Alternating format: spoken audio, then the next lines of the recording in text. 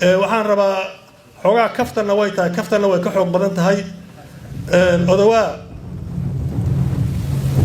aniga odawaaba in la bedelo waa sunno dawladnimaduna waa sunno laakiin anu waxaan is leeyahay waxa la ii bedelay waa gobolka Gaday odawaa maxaa loo bedelay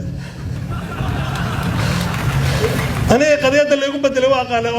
odawaa malaha waa tii sunnada maadaama aan gobolka Gaday magacaabo waxaan leeyahay gobolka Gaday ka shaqeeya midnimada Soomaaliyeed iyo Soomaalinimada ka shaqeeya midnimada Soomaaliyeed iyo Soomaalinimada waxaan leeyahay qadiyada qof ma lahan ee ummadda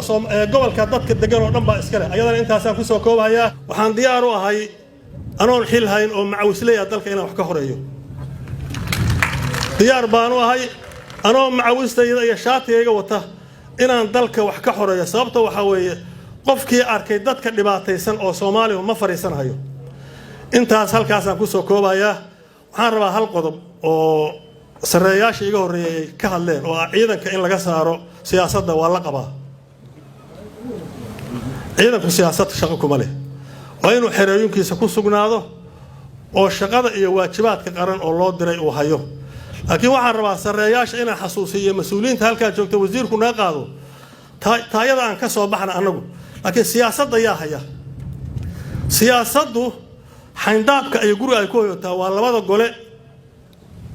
xukuumadda iyo dawladda madaxtooyada siyaasaddu marka ay wanaagsan tahay way soo caraftaa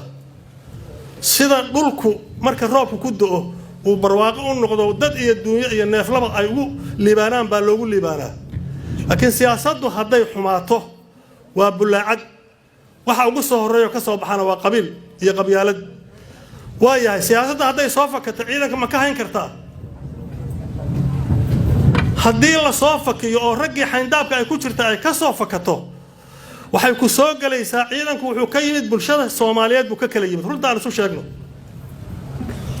shacabka Soomaaliyeed buu ka kala yimid markii aniga waxa la igu dhihi jiray ciidanka siyaasadda ka ilaal ciidanka siyaasad waxba kama qabo diyaar baana laakiin aysan ugu soo fakan dadka iska leh oo mas'uuliyiinta oo siyaasadda xerada ay ku jirtay meesha ay ku jirtay aysan ka soo fakan hadday ka soo fakato waxbarashada iyo caafimaadka iyo nolosha bulshada oo dhan bay duminaysaa bulaacad qaraxday weeye intaasna halkaas aan qodobkaas ku soo koobayaa waxaan leeyahay qolo walba mas'uuliyiintu meesha ay uga aadan tahay qolo walba meesheeda ha ilaaliso waa soo koobayaa waxaan rabaa xogaa kaftana way tahay kaftana way ka xoog badan tahay odawaa